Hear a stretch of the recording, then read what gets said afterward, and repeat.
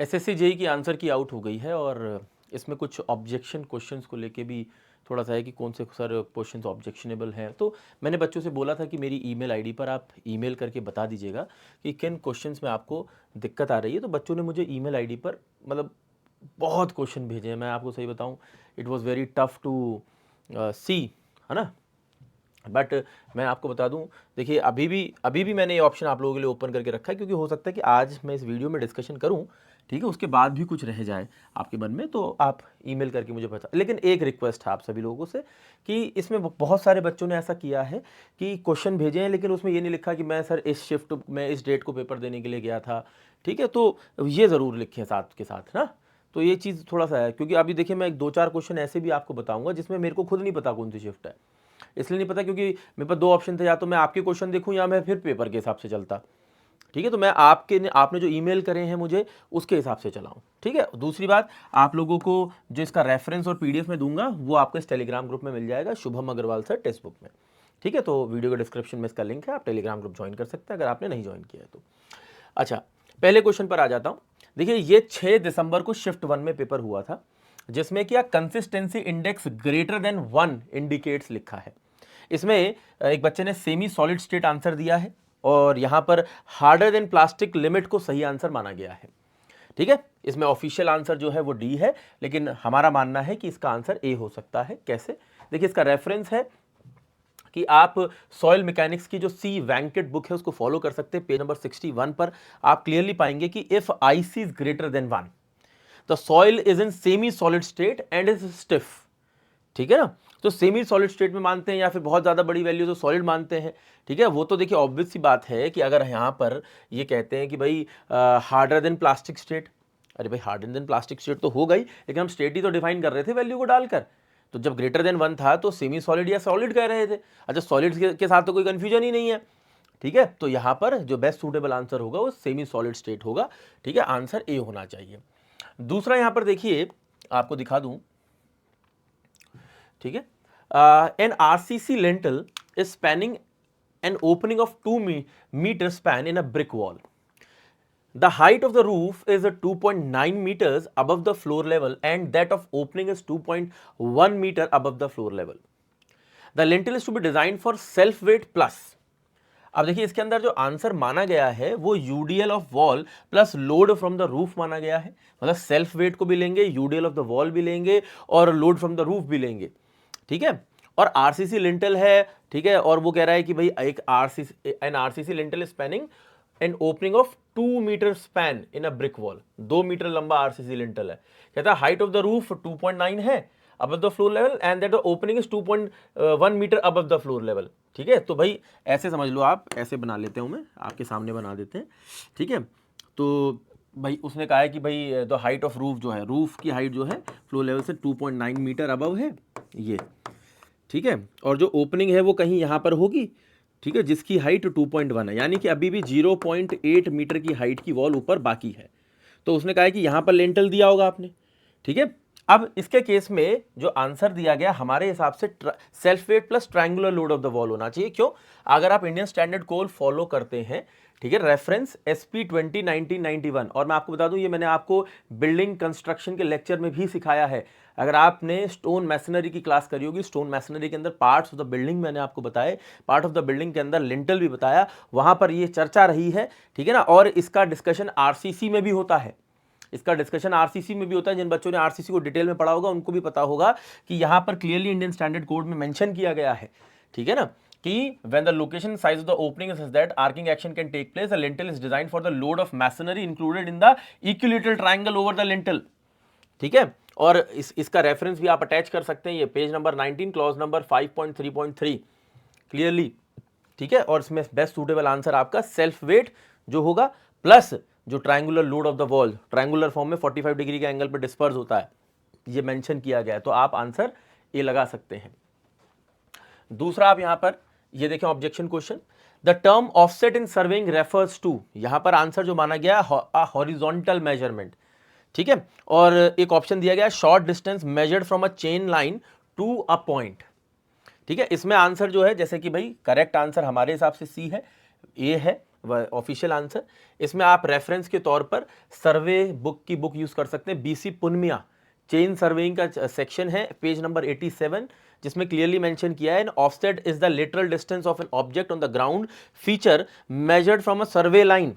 ठीक है, तो जब भी आपको कोई फीचर या कोई पॉइंट लोकेट करना होता है सर्वे लाइन से, तो आप लिटरल डायरेक्शन में उसको क्या करते हैं, मेजर करते हैं। हाँ ठीक है, मैं मानता हूं कि ये हॉरिजॉन्टल मेजरमेंट है, ठीक है ना। अगर 90 डिग्री के एंगल पर करते हैं तो परपेंडिकुलर ऑफसेट करते हैं, 90 डिग्री के अलावा किसी और एंगल पर करते हैं तो ऑब्लिक ऑफसेट कहते हैं, ठीक है।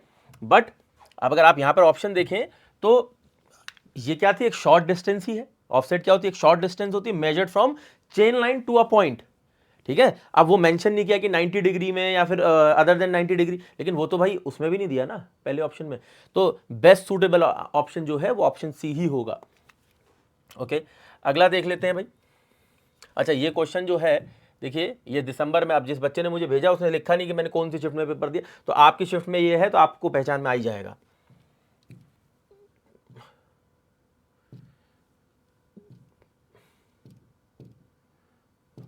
ठीक है, 3 दिसंबर शिफ्ट 1 में एक सवाल और आया था, क्वेश्चन नंबर 127 था। Soil has volume of solids, volume of solids दिया हुआ है 0.35 cubic metre and volume of void दिया है 0.15 क्यूबिक मीटर।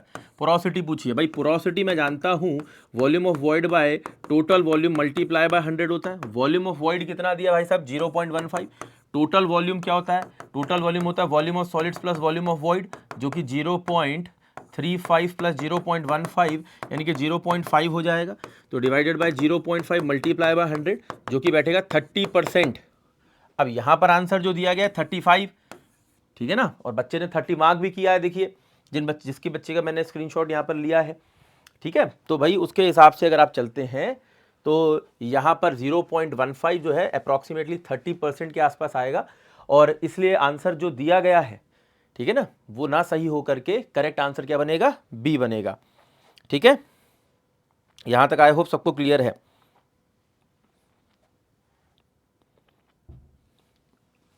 अगला देख लेते हैं, अगला क्वेश्चन, एक क्वेश्चन ये भी दिया गया था, ये भी 3 दिसंबर शिफ्ट 1 का ही है, ठीक है ना। ऑफिशियल आंसर की में इसका आंसर सी दिया गया है 17.23, हमारा मानना है कि बी होगा। कैसे भाई, देख लेते हैं। Soil has a specific gravity 2.65, void ratio 0.6, ठीक है ना। ड्राई यूनिट वेट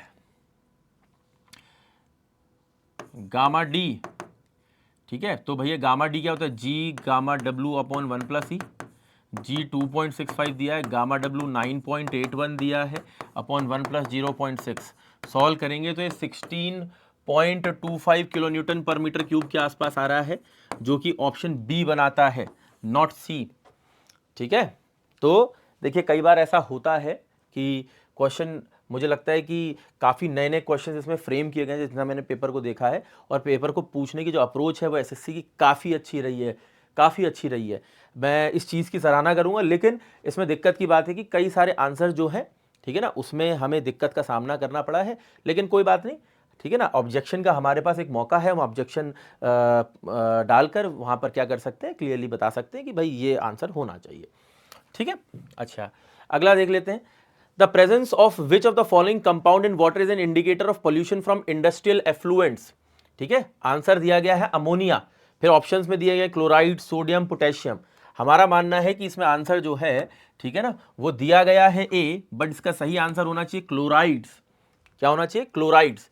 ठीक है ना, आप रेफरेंस के तौर पे टेक्स्ट बुक की वो भी यूज कर सकते हैं, वरना स्क्रीनशॉट रह गया शायद, चलिए कोई बात, मैं लगा दूंगा जब उसमें डालूंगा टेलीग्राम ग्रुप में। रेफरेंस बुक आप यूज कर सकते हैं बीसी पुनमिया की, ठीक है ना। वाटर क्वालिटी पैरामीटर्स के अंदर ये क्लियरली मेंशन किया गया, यहाँ पे स्क्रीनशॉट रह गया बुक का, ठीक है, वो मैं लगा के आपको दे दूंगा जब टेलीग्राम ग्रुप में पोस्ट करूंगा। ठीक है, तो क्लोराइड्स इंडस्ट्रियल एफ्लुएंट्स में सबसे मेजर जो क्या कहते हैं इंडिकेटर ऑफ पोल्यूशन है वो क्लोराइड्स होते हैं। चलिए अगला देख लीजिए। A public transport system has fewer vehicles operating in minority neighbours. ठीक है ना, जहां पर भी माइनॉरिटी एरियाज है मान लेते हैं, ठीक है, वहां पर माइनॉरिटीज वाले एरियाज में वो कह रहे हैं कि अगर पब्लिक ट्रांसपोर्ट सिस्टम जो है फ्यूअर है, ठीक है, तो उसका रीजन इन्फरेंस क्या होगा, what is the reason inference, इसका निष्कर्ष क्या है, lower demand in the minority area, more taxis in those areas, neglect of minority areas, या vehicles are more crowded। देखिए यहाँ पर जो जद्दोजहद है वो दो ऑप्शन के बीच में है, एक इसमें और इसमें। देखिए मोर टैक्सीज तो नहीं हो सकते, माइनॉरिटी एरियाज हैं, ठीक है ना। तो मोर टैक्सीज तो देखिए वहां पर हम ऐसा कह सकते हैं जहां पर बहुत पैसे वाले लोग रहते हैं, ठीक है ना, उस केस में तो हम कह सकते थे, लेकिन चलिए कोई बात नहीं, ठीक। अच्छा, यहां पर एक जो चल रहा है वो है नेग्लेक्ट ऑफ माइनॉरिटी एरियाज। तो नेग्लेक्शन एक ऑप्शन होना चाहिए नहीं होना चाहिए, ये थोड़ा सा एक डिबेटेबल टॉपिक है, मैं आपको बताऊं।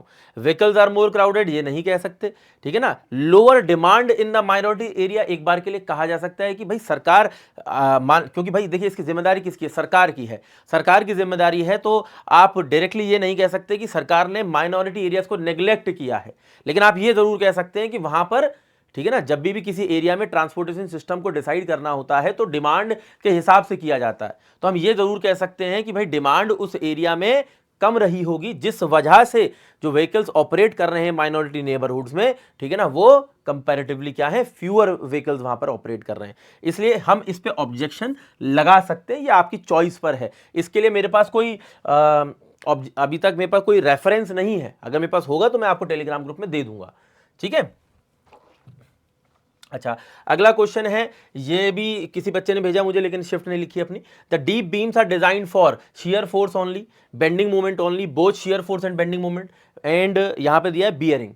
तो देखिए यहां पर आंसर जो माना गया है वो shear force and bending moment है। हालांकि ये कोई नया क्वेश्चन नहीं है, प्रीवियस ईयर में कईयों बार पहले पूछा गया है, जिसमें कि क्लियरली हमें पता है कि भाई एक आप इंडियन स्टैंडर्ड कोड को फॉलो करेंगे, IS 456-2000 को, क्लॉज नंबर 29.1, ठीक है, स्क्रीनशॉट पेस्ट कर सकते हैं, पेज नंबर 51 है IS 456 का, ठीक है ना, वरना आप टेक्स्ट बुक को एज अ रेफरेंस भी यूज कर सकते हैं करने के लिए, लेकिन स्टैंडर्ड रेफरेंस यूज करना पड़ेगा। IS 456 के आगे टेक्स्ट बुक कुछ नहीं है भाई, ठीक है ना, हम कुछ नहीं है, IS 456 सबसे बड़ा, ठीक है। तो क्लियर है कि भैया deep beams are design for bending moment only, checked for shear, ठीक है, चेक्ड फॉर शियर। तो डिजाइन किसके लिए की जाती है, बेंडिंग मोमेंट ओनली।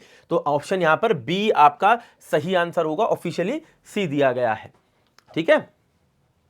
अच्छा, अगला देख लीजिए, for a continuous floor slab supported on beams the ratio of and span length and intermediate span length is. तो यहां पर देखिए आंसर जो है 0.9 माना गया है, ठीक है ना।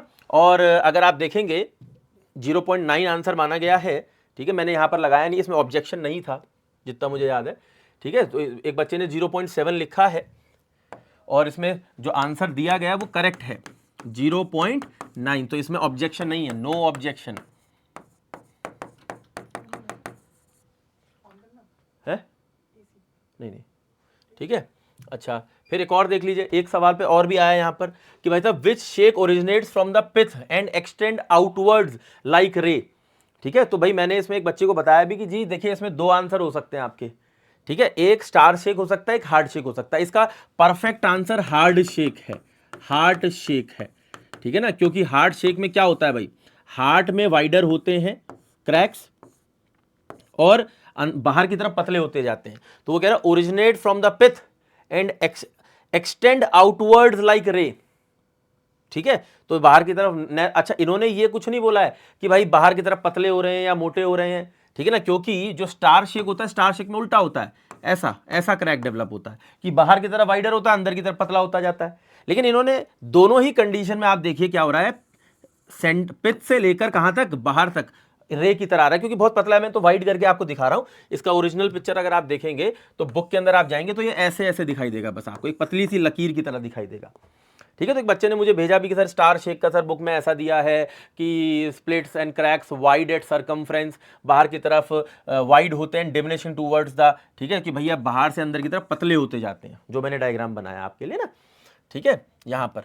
तो भाई अगर देखिए आपको कंफ्यूजन तब एक बार के लिए हो सकती थी जब हार्ट भी ऑप्शन में दिया होता, हार्ट में तो वैसे भी नहीं दिया। अच्छा, कप शेक, ठीक है ना, और रिंग शेक, भाई कप शेक में तो क्या है भाई, कुछ इस तरह का क्रैक होता है, रिंग में पूरा रिंग बन जाता है, तो ये वैसे भी आपके लिए विंड शेक होता नहीं है, ठीक है, तो ये कोई ऑप्शन तो वैसे भी नहीं था। तो आंसर सिर्फ स्टार शेक हो सकता है, मेरे हिसाब से इसमें ऑब्जेक्शन नहीं है, आपको लगाना है आप लगा सकते हैं, ठीक है भाई। तो इसमें मेरे हिसाब से कोई ऑब्जेक्शन नहीं है, no objection,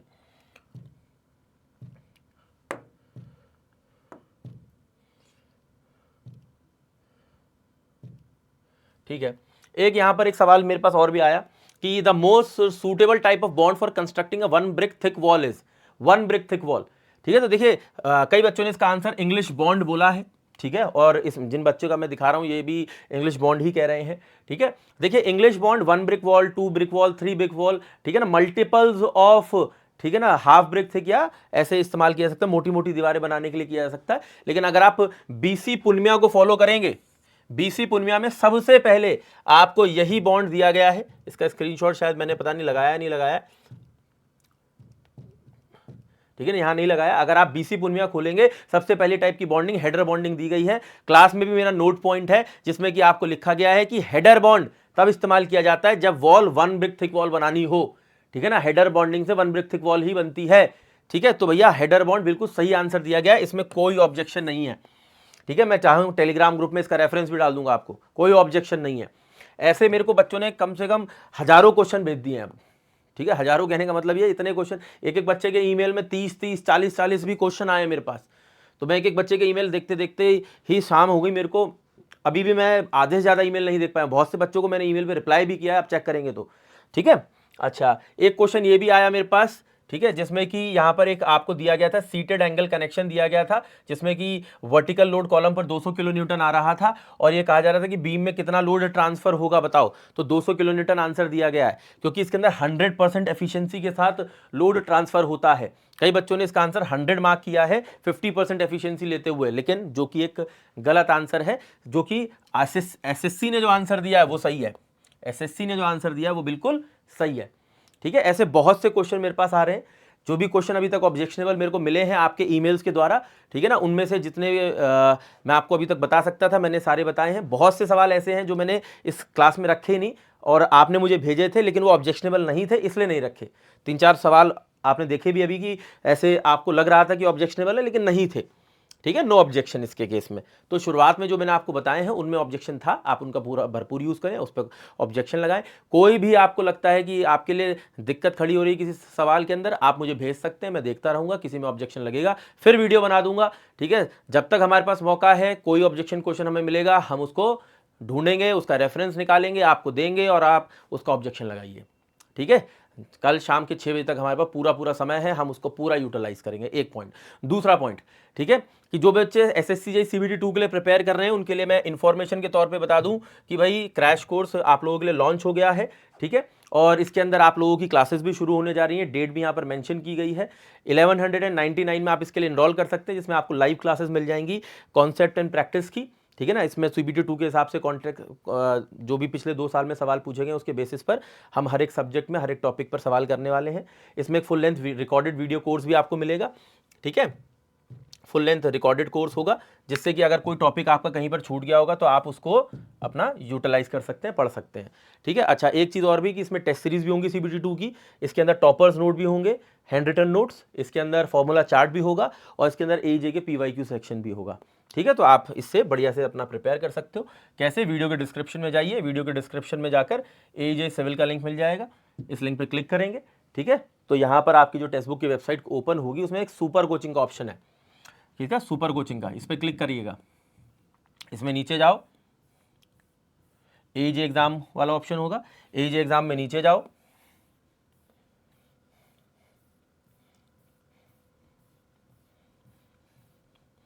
SSC JEE CBT 2 crash course, ठीक है, ऑप्ट किया, आपको मिल जाएगा, ठीक है, सिंपल। प्राइसिंग सेक्शन में जाएंगे, अप्लाई कूपन करेंगे, शुभम सर लिखेंगे और 1199 में आपको मिल जाएगा। अच्छा जिनके पास पहले से सुपर कोचिंग है उनको लेने की जरूरत नहीं है, क्योंकि एईजे सुपर कोचिंग के अंदर सारे एईजे एग्जाम्स का एक्सेस मिलता है, चाहे वो सीबीटी 1 हो, चाहे सीबीटी 2 हो, चाहे वो नॉन टेक हो, चाहे वो टेक हो, चाहे वो SSC JEE, RRB JEE, UP polytechnic, कोई भी एईजे एग्जाम हो, उसी में टेस्ट सीरीज, उसी में नोट्स, उसी में प्रैक्टिस बुक सब मिलती है, ठीक है। It is a one stop solution for all AEJ exams. लेकिन अगर सिर्फ सीबीटी 2 के लिए इनरोल करना है तो मैंने आपको स्टेप बता दिए हैं, ठीक है। Okay, so take care for the day, do great.